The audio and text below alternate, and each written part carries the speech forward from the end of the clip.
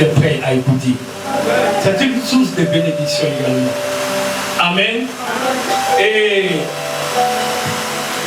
avant de lire la parole, laissez-moi vous dire, la parole de Dieu est une lumière qui éclaire dans les ténèbres. Et quand tu as la parole, tu es éclairé. La Bible dit que mon peuple périt par faute de connaissance. Dans d'autres Bibles, parce qu'ils sont dans l'obscurité. Parce qu'ils ne sont pas éclairés.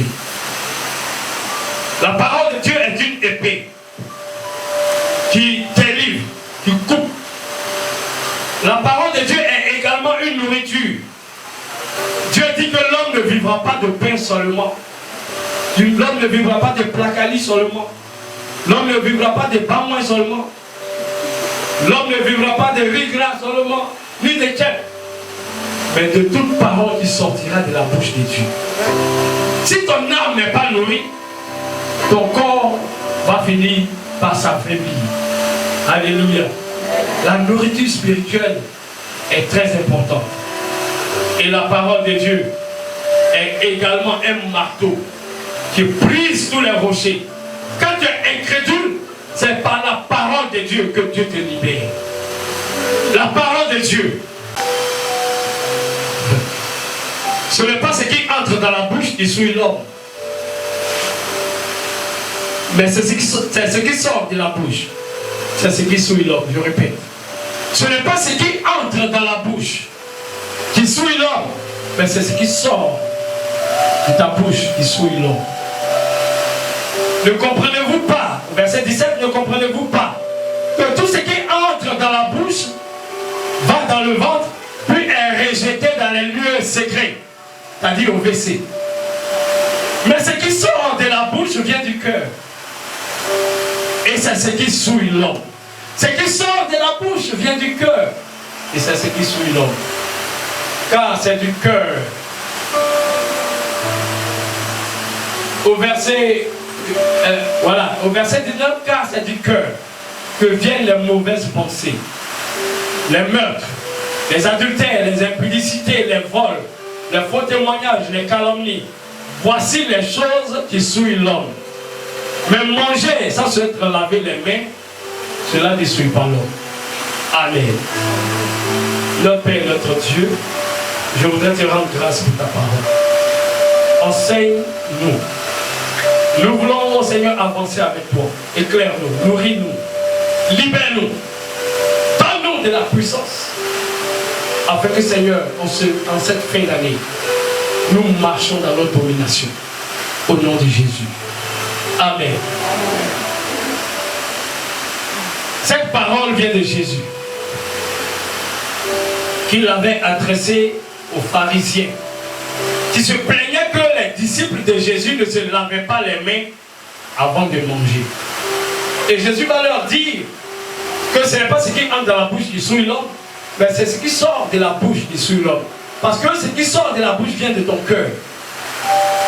Et c'est à partir de ton cœur qu'il y a les vols, il y a les impudicités, il y a les adultères, il y a les mensonges, il y a les calomnies et il y a toutes ces choses. Et ce que tu dis, c'est ce qui te souille. Quand on dit souiller, c'est ce qui te rend sale. Et c'est ce qui te bloque. Et c'est qui est un problème pour toi. Bien-aimé, mon thème, c'est maîtrise ta langue. Maîtrise ta langue. Apprends à maîtriser ta bouche. Amen. Il y a eu beaucoup de divorces à cause de beaucoup de paroles des femmes. Il y a eu beaucoup de divorces à cause de beaucoup de paroles des hommes. Notre bouche est ce qui peut nous donner la vie ou est ce qui peut nous tuer. Et la Bible le dit dans Proverbe 18, verset 21, il est écrit que la mort et la vie sont au pouvoir de la langue. Quiconque l'aime en mangera le fruit. Comment tu traites ta bouche? Comment tu parles?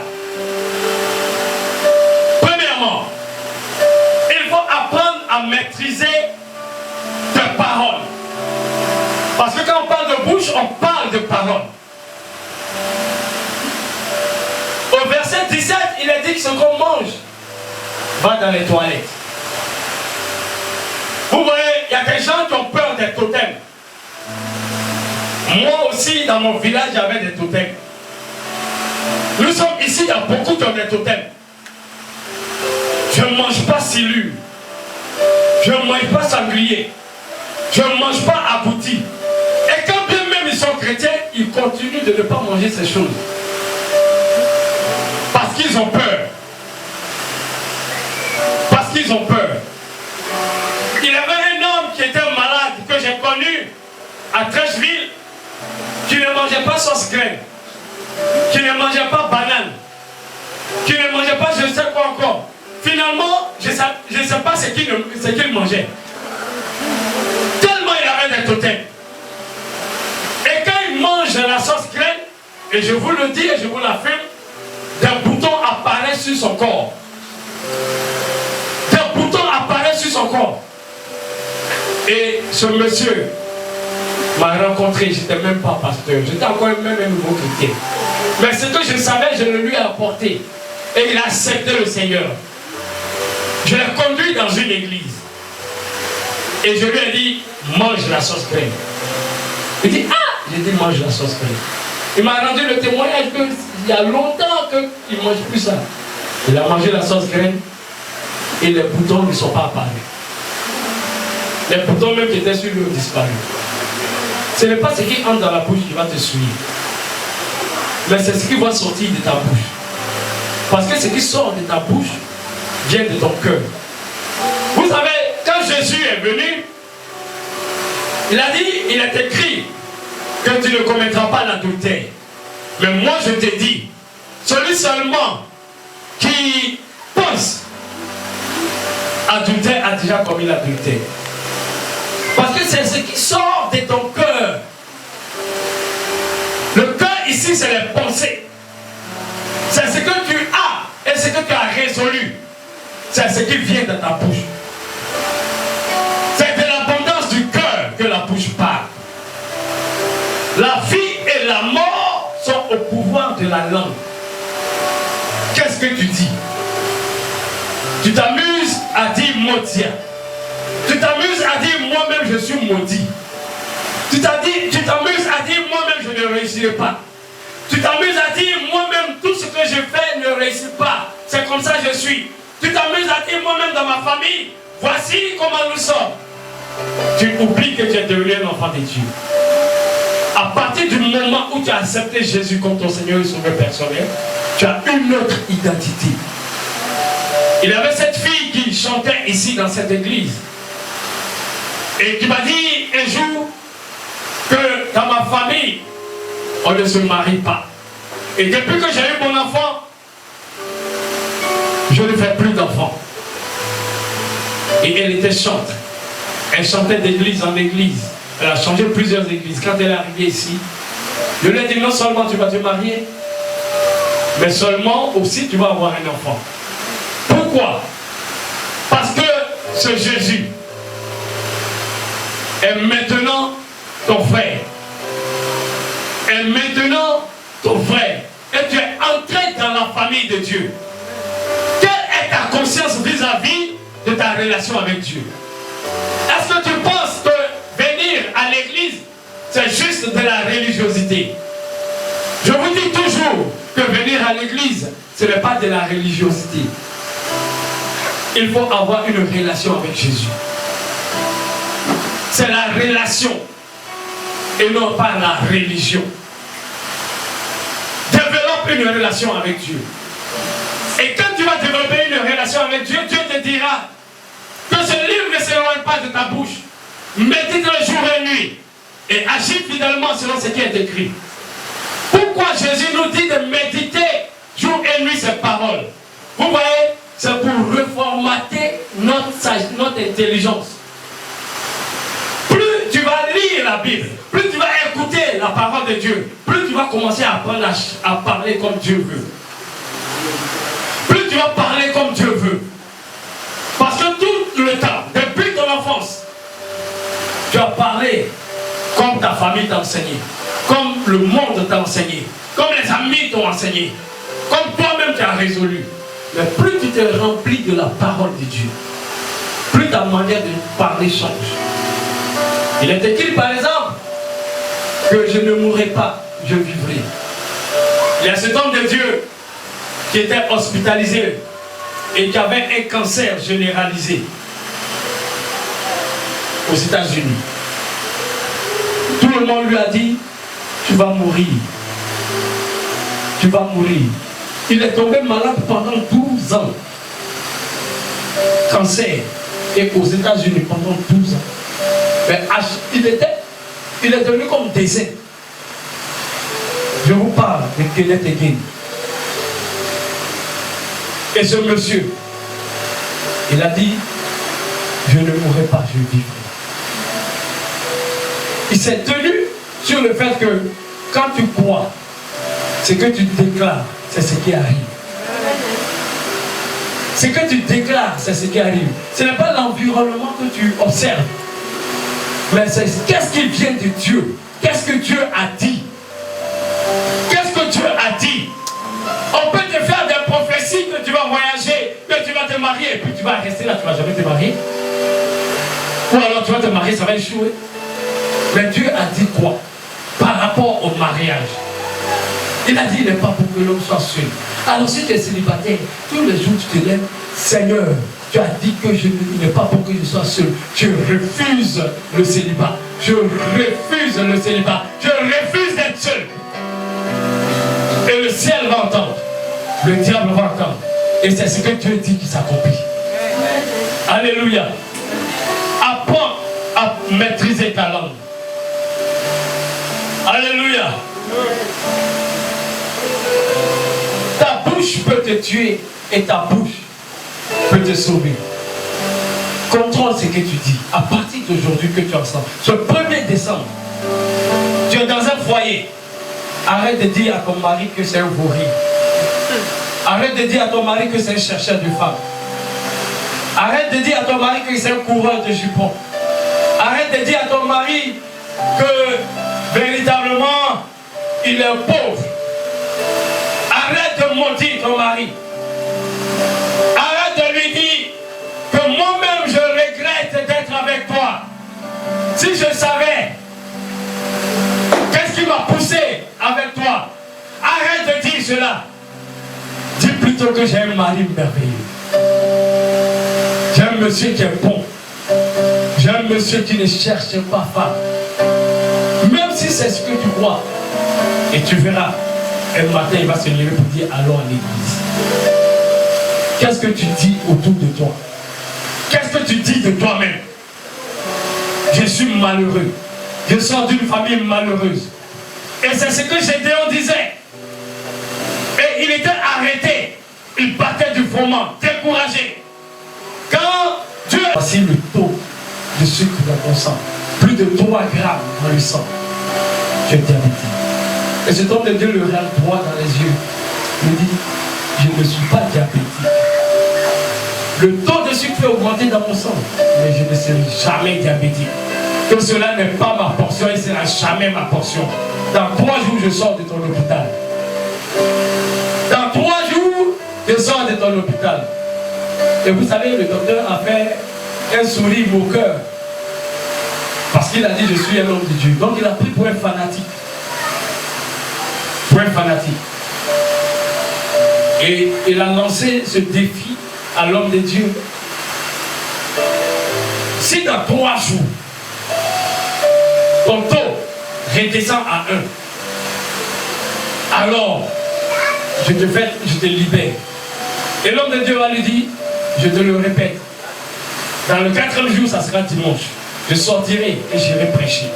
Alléluia. Alléluia. Je sortirai d'ici et j'irai prêcher. Le 3e jour, le taux de sucre est descendu à 1. Et le 4e jour, l'homme de Dieu était sur l'estrade en train de prêcher. Mais toi, qu'en est-il de toi? Quand on te dit tu as le diabète, tu commences à trembler. Oh, quel médicament je vais prendre? Oh, qu'est-ce que je vais faire? Oh, quel jeune je vais prendre? Oh, quel ceci? Tu vas appeler. Allô, allô, allô. Tu es inquiet. Déclare que ce n'est pas ce que Dieu a dit. Pourquoi l'homme de Dieu a dit cela? Parce que Dieu dit qu'il est en nous et qu'il nous donne une vie abondante. La vie de Dieu ne peut pas couler en toi et que la maladie va pouvoir toujours avoir raison de toi. Tout cela dépend de ton intelligence, de ta mentalité. Comment tu prends la chose? Oui, c'est vrai, tu vas sentir des douleurs. Oui, c'est vrai, tu vas sentir des douleurs. Oui, c'est vrai, tu vas sentir le mal. Mais tu dis que ce mal est faux. Alléluia. Est-ce que tu me comprends? Tu déclares, tu parles à ton pied, tu parles à ton cœur, tu parles à ton sang, tu parles à tout ce qui est en toi. Regardez, Ézéchiel était arrivé dans une vallée d'ossements où tout le monde était mort. Où tout le monde était mort. Et il n'y avait que des os humains. Et il va déclarer la parole de Dieu. Dieu lui dit, parle à ces os.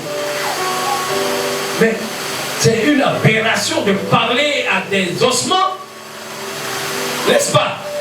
Est-ce que c'est logique de parler à des squelettes? Et alors, il a parlé. Que les nerfs viennent. Que la peau pousse. Et à l'instant même, les nerfs sont venus. La peau a poussé. Dieu dit de déclarer les choses. Déclare. Ne te dis pas que je suis pauvre. Que j'ai faim. Je vais à l'église, rien ne se passe. Déclare que tout va bien. Cette femme tsunamite, son enfant était mort. Et ils sont allés déclarer que l'enfant est mort. L'enfant est mort. Il était bel et bien mort. Elle a pris la route et elle est partie chez le prophète. Sur la route, on lui demande qu'est-ce qui se passe. Qu'est-ce qui se passe? Elle dit quoi? Tout va bien. C'est-à-dire, tout va bien. Mon enfant n'est pas mort. C'est une bonne chose. Mon enfant n'est pas mort. Et je sais que cet enfant me reviendra. C'est ce qui se passait dans son cœur. Quand elle allait chez le prophète, elle lui a dit, mais tu m'annonces une bonne nouvelle, comment tu dis ça peut devenir une mauvaise nouvelle? La bonne nouvelle ne se transforme jamais en mauvaise nouvelle. Amen. Alléluia. Comment tu parles dans ta famille? N'es-tu pas prêt à insulter les gens? La Bible dit, c'est avec notre bouche qu'on bénit. Mais c'est avec la même bouche qu'on dit on maudit. Est-ce que dans un robinet d'une même source, c'est-à-dire dans la source, est-ce qu'il va avoir l'eau chaude et de l'eau froide? Vous savez, pour avoir l'eau chaude dans nos maisons, on met un appareil. Je ne sais pas comment, j'ai oublié le nom. Un appareil, un chauffe-eau qui est branché, qu'on met en marche. Et l'eau froide qu'on a dans la maison transite par là avant de devenir l'eau chaude dans ton robinet. Amen. Donc la source est toujours froide. Mais c'est l'eau qui transforme cela en eau chaude. C'est la même eau qui doit toujours sortir de ton robinet, de la bouche. Parle de bénédiction. Bénis ton mari. Est-ce que tu ne parles pas mal sur ton enfant? Parce qu'il a été dernier à l'école. Tu ne dis pas à ton enfant, vaut rien. Oh, vaut rien là qui est devant moi. Tu es trop bête. Mais l'enfant va devenir bête. Comment tu peux prophétiser que ton enfant est bête? Comment tu peux le prophétiser? Pour toi, tu es en train de parler de la réalité. Parce que ses résultats scolaires ne sont pas bons. Déclare le contraire. Dieu déclare les choses qui n'existent pas comme si elles étaient. Abraham avait son corps qui était vieux. Abraham avait 100 ans. Est-ce que vous imaginez? Il avait 100 ans. Il avait 100 ans. Sa femme avait 90 ans. Donc déjà, non seulement la femme était ménopausée, Mais en plus, elle était stérile depuis sa jeunesse. C'est-à-dire qu'elle était jeune et qu'elle n'était pas ménopausée, elle ne pouvait pas faire d'enfant. Mais ce n'est pas 90 ans. Mais la Bible dit dans le même Romains 4 que Abraham n'a pas considéré son corps qui était mort.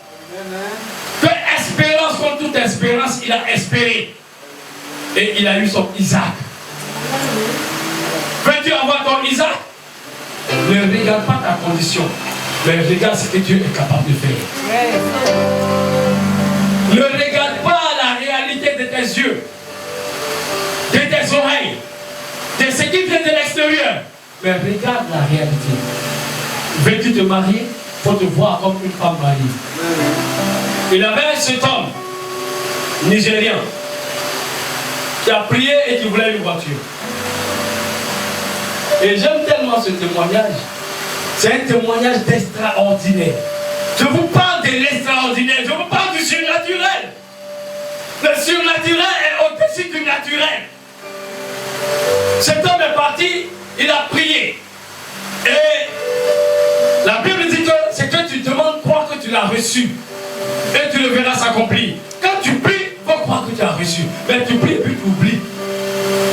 Comment tu vas le recevoir? Quand tu as prié, dis merci à Dieu. Pour ce pourquoi tu as prié. Alléluia.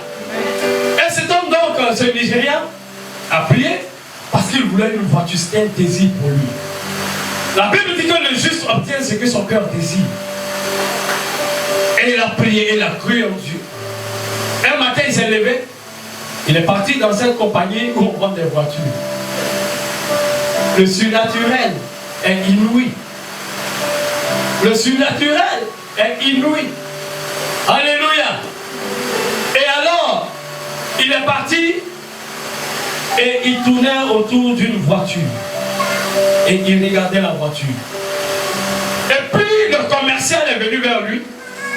Bonjour monsieur, il dit bonjour. Il dit voilà, je suis venu acheter cette voiture. Et il n'avait pas 5 francs. Il avait sa foi. La foi est plus que 5 francs. Dis à ton voisin, la foi est plus que 5 francs. Il avait la foi, il était convaincu qu'il allait acheter cette voiture. Il tournait autour de la voiture. Le commercial vient dire mais bon ben il n'y a pas de problème. Venez, on va discuter et on va remplir les formalités pour votre achat. C'est cette voiture que vous voulez, non? Oui, c'est cette voiture, il n'y a pas de problème. Au moment où il parlait, quand on dit où Abraham voulait corriger son fils et puis Dieu a envoyé payer, c'est la même chose.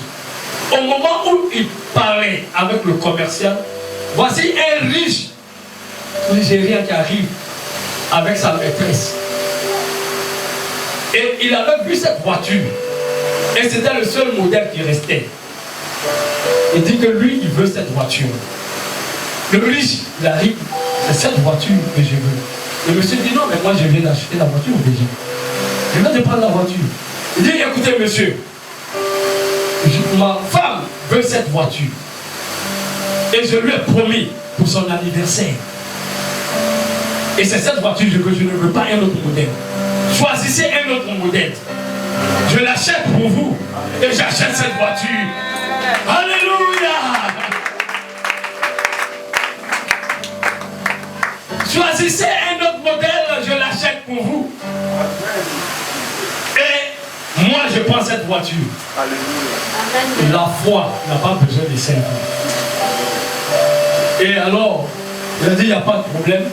Comme c'est pour l'anniversaire de votre femme, je renonce. Alléluia. Est-ce que tu peux acclamer le Seigneur? Il faut le dire. Déclare.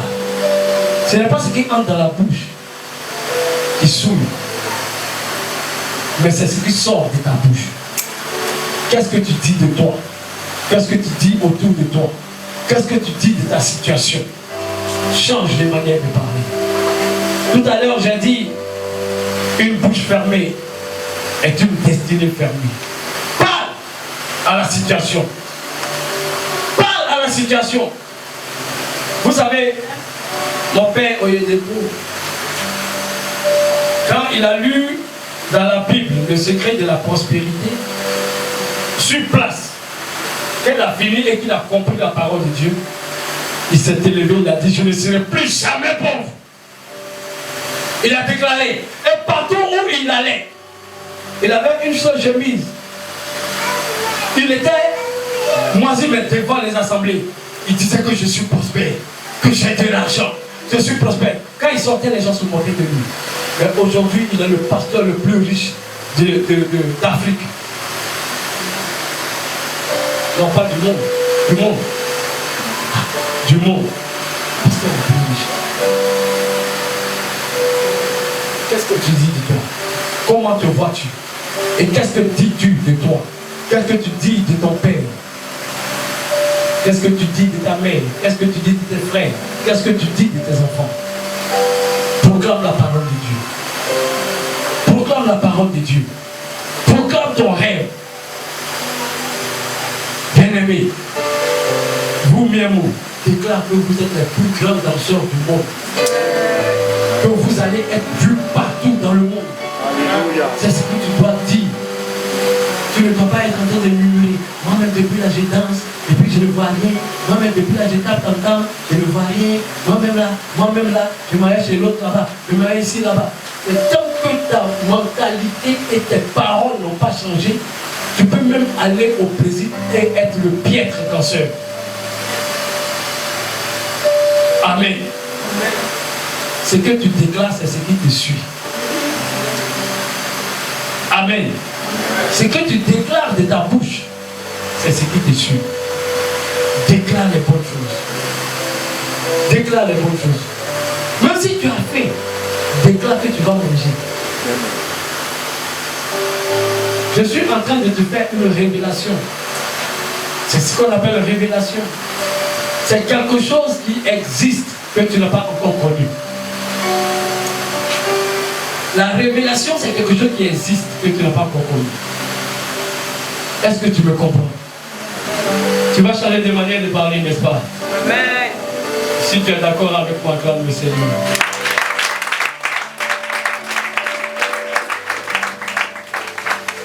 Voici ce que déclare Proverbe 17, verset 20. Un cœur faux ne trouve pas le bonheur, et celui dont la langue est perverse tombe dans le malheur. Quand ta langue est perverse, tu tombes dans le malheur. Ça veut dire quoi? Tu dis des mauvaises choses. Moi-même, je suis un voleur. Moi-même, je suis un doubleur. Moi-même, je suis un rusé. Mais quand tu déclares ces choses, tu tombes dans le malheur. Tu tombes dans le malheur. Déclare des bonnes choses. Déclare des bonnes choses. Ce que je suis en train de t'enseigner est un principe. Que tu sois chrétien ou que tu ne sois pas chrétien, quand tu fais ça, ça marche.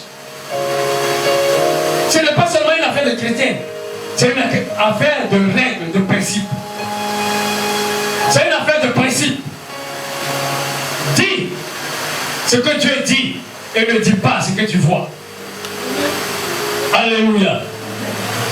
Alléluia. Prophétise sur ta vie. Alléluia. Proverbe 21, verset 23 dit, celui qui veille sur sa bouche et sur sa langue préserve son âme des angoisses. Celui qui veille sur sa bouche et sur sa langue préserve son âme des angoisses. Alléluia. Quelquefois, il y a des réalités qui s'opposent à toi. Mais arrange-toi pour déclarer le contraire. Amen. Alléluia. Romains 10, 9 à 10 dit ceci. Si tu confesses de ta bouche le Seigneur Jésus et que tu crois dans ton cœur que Dieu l'a ressuscité des morts, tu seras sauvé. Pour que tu sois sauvé, tu dois confesser. Ici, quand nous demandons à quelqu'un d'accepter le Seigneur, il confesse. Et quand il a confessé, il croit qu'il est un enfant de Dieu. Et son nom est écrit dans le livre de vie. Est-ce que tu crois que tu es un enfant de Dieu? Est-ce que ce que tu vois ou bien ce que tu es concrètement dormi sur tes pensées et sur tes paroles? Arrête-toi de te plaindre. Arrête-toi de dire la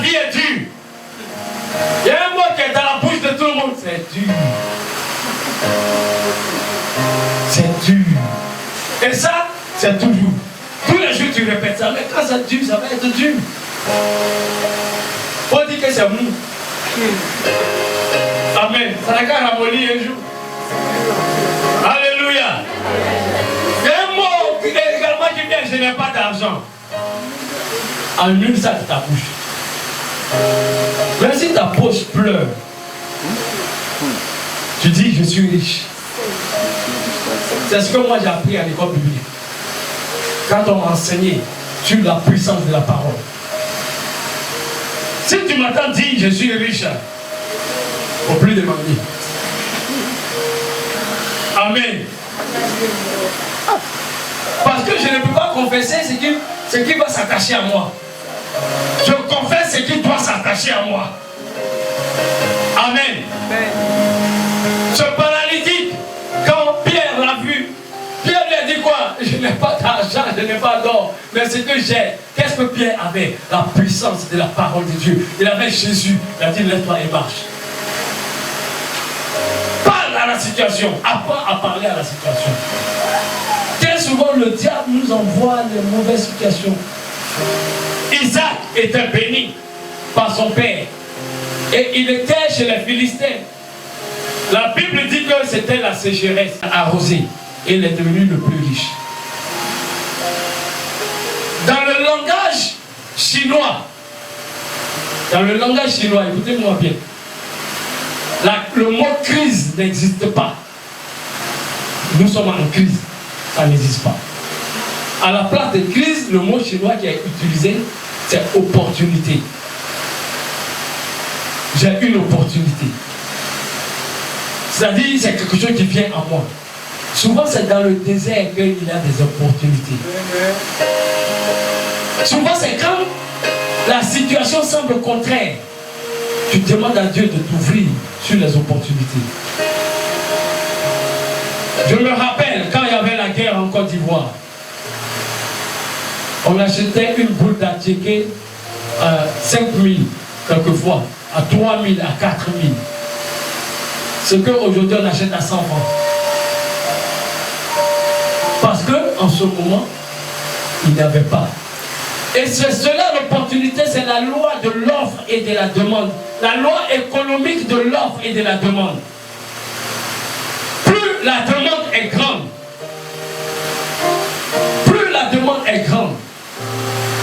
plus l'offre est meilleure. L'offre est plus chère. Alors en période de crise, déclare que c'est là que tu vas prospérer.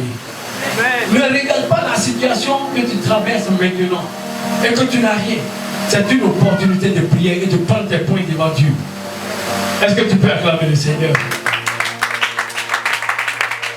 Dieu nous produit souvent des crises pour que notre intelligence fonctionne et pour que nous prenions le pas.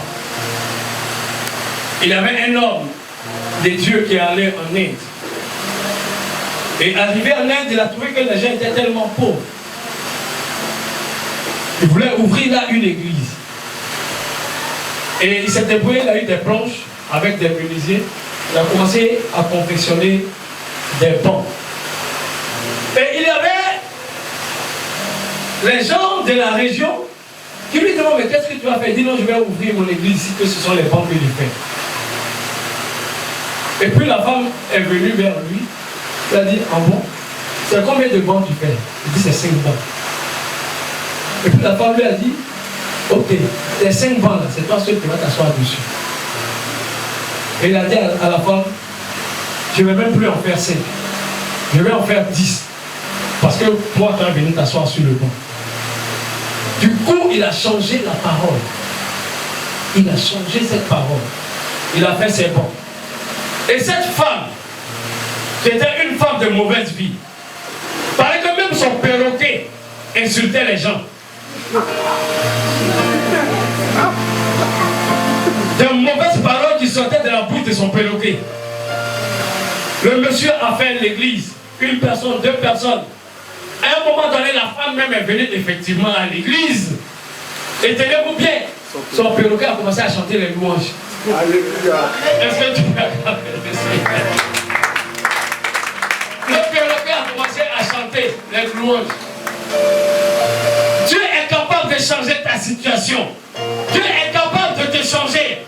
Parce qu'il est écrit qu'il prend le pauvre, l'indigent et qu'il le fait asseoir à la table des grands. Et tu seras assis à la table des grands. Tu vas être assis à la table des grands.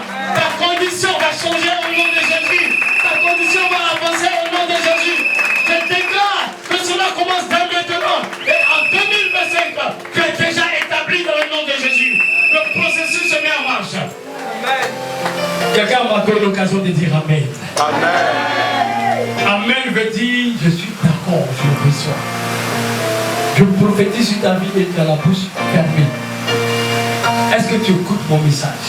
Amen. Je dis que ta condition va changer.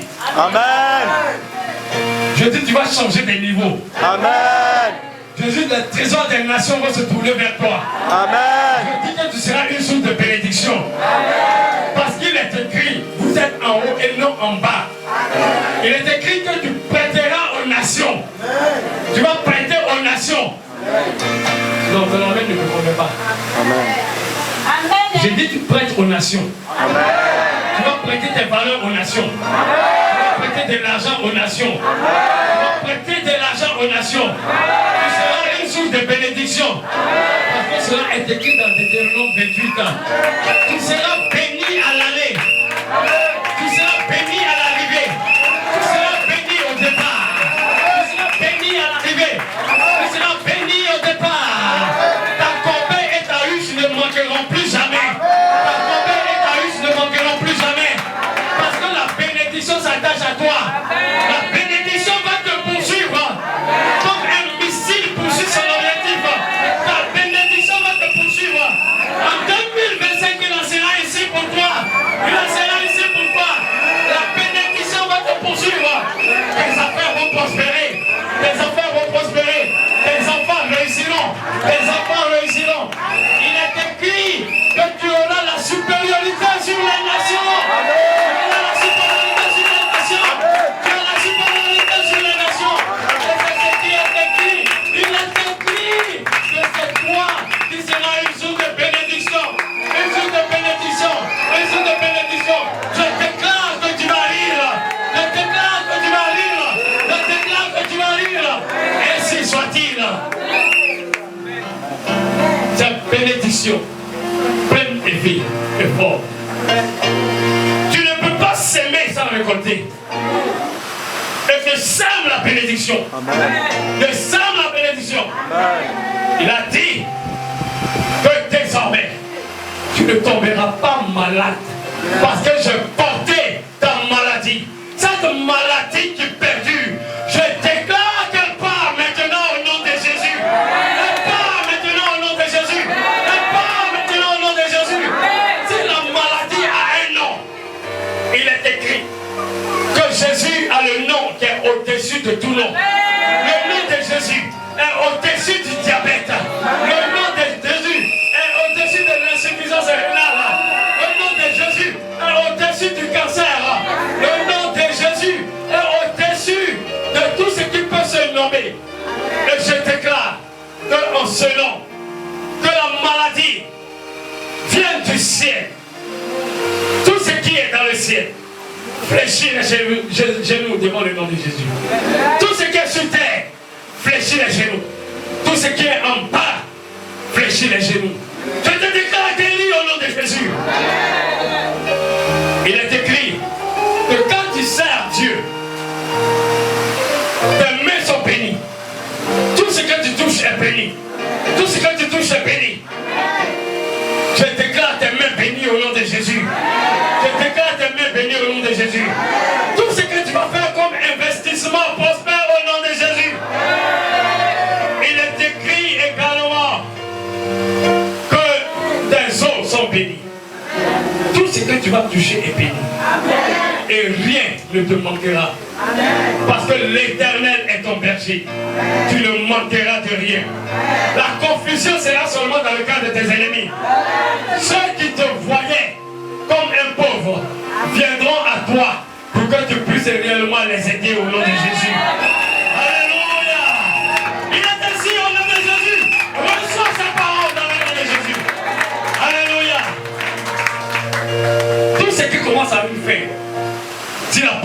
commencer dans ta vie. Je mets fin à la pauvreté au nom de Jésus. Parce qu'il est écrit, que riche qu'il était, il s'est fait pauvre pour que toi tu sois riche. Et c'est ce que Dieu déclare qui arrive. Alléluia. C'est pour cela. Il faut apprendre à bien parler. La Bible nous dit que dans Jacques 3, que les petits navires sont dirigés par un petit, les grands navires du monde sont dirigés par un petit gouvernail. La langue est un petit organe dans notre bouche. Mais la langue peut nous produire la mort. La langue peut nous produire également la vie. Utilise ta langue pour la vie. Utilise ta langue pour la vie. Pour que tu puisses réellement avancer. Alléluia. Alors, bien-aimé, si tu as compris cela, que Dieu te bénisse. Amen. Amen. Dieu te bénisse. Reçois cette grâce au nom de Jésus. Reçois cette bénédiction dans le nom de Jésus. Alléluia. Alléluia. Alors, tu vas te lever et tu vas déclarer des paroles de bénédiction sur toi. Tu vas annuler toutes les malédictions que tu avais déclarées dans ta vie. Quand tu disais cela ne marche pas, moi-même je vois, annule cela et puis déclare les bénédictions. Tiens-toi debout et commence à parler. Si tu dis que j'étais malade, tu as l'habitude de dire que j'étais malade, vous dites je suis guéri. Si tu as l'habitude de dire que je suis pauvre, vous dites je suis riche. Si tu as l'habitude de dire des choses, change cela. Je te laisse pendant 1 minute pour pouvoir déclarer ces choses sur toi. Déclare le prix. Parle.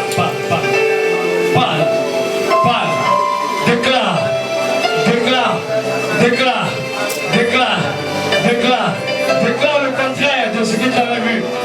Déclare le contraire de ce que tu avais dit. Déclare le contraire. Dis-le. On dit je suis béni. On dit je suis la tête et non la queue.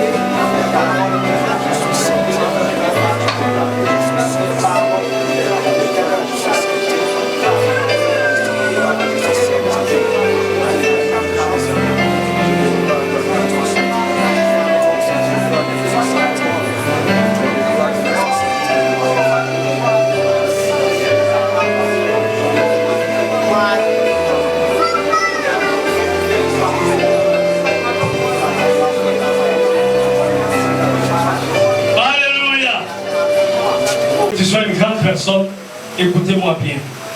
Vous avez vos enfants. Dites-leur aussi de répéter ce qui va se passer.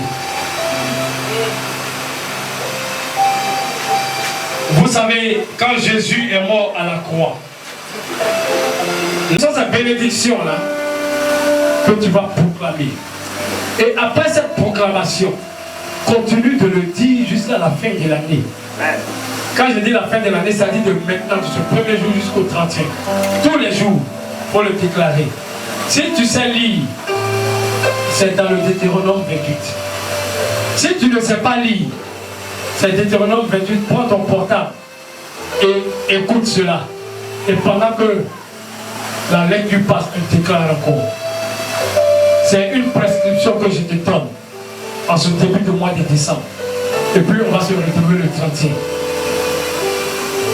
Vous savez, l'année prochaine, le thème que Dieu a mis sur mon cœur, c'est lève-toi, sois éclairé, car la gloire de l'Éternel se lève sur toi. Alléluia. Amen. Alors vous répétez ceci après moi. Je suis béni dans la ville. Je suis béni dans la ville. Je suis béni dans le champ. Je suis béni dans le champ. Mes activités sont bénies. Mon travail est béni. Mes affaires sont bénies. Mes activités sont bénies. Mon travail est béni. Où que je sois, je prospère. Parce que je suis béni. Mes enfants sont bénis. Mes enfants sont bénis. Le fruit de mes entrailles sont bénis. Le fruit de mes entrailles sont bénis. Le fruit de mes activités sont bénis. Tout ce que je fais est béni. Ma corbeille et ma huche est bénie. Mon argent de popote est béni. Il multiplie. Je ne manquerai plus. Je ne manquerai plus. Je suis béni. À mon arrivée, où que je mets les pieds, je suis béni. Où que j'arrive, je suis béni. Parce que mon départ est béni. L'Éternel me donne la victoire. Me donne la victoire. Je n'échouerai pas. Je réussirai. Je réussirai. Je réussirai. J'ai la victoire sur mes ennemis. J'ai la victoire sur mes ennemis. Sur la maladie. Sur le manque. Sur l'échec. Je me lève. Je me lève bien haut. Je me lève bien haut. Mes ennemis viennent par un chemin. Mais ils s'enfuient par sept chemins. Je déclare que dans ce mois de décembre, tous mes ennemis s'enfuient. Écoutez-moi, mes ennemis, partez maintenant. Partez maintenant. Partez maintenant. Partez maintenant. Partez maintenant. Partez maintenant. Au nom de Jésus, je serai pour Dieu un peuple saint. Ma consécration à Dieu sera encore plus forte. Et plus forte à partir de ce mois. Je déclare que je marche dans la sainteté. Je marche dans la sanctification. Je marche dans la pleine victoire. Je marche dans la pleine victoire. L'Éternel est mon Dieu. Et je suis le troupeau de son pâturage. De son pâturage. Les nations me verront. Et verront que je suis béni. Je suis béni. Je suis béni. Je suis béni. Je suis béni. Je vivrai. Et je ne mourrai pas. Acclame puissamment le Seigneur. Acclame le Seigneur. Acclame le Seigneur. Cela est ta portion à partir de maintenant. À partir de ce premier. Voici ce que Dieu déclare que tu es. Alléluia. Assieds-toi dans la présence de Dieu. Amen. Bien-aimé, que Dieu vous bénisse. Que Dieu vous bénisse. Alors, je vais laisser la place au pasteur pour la suite.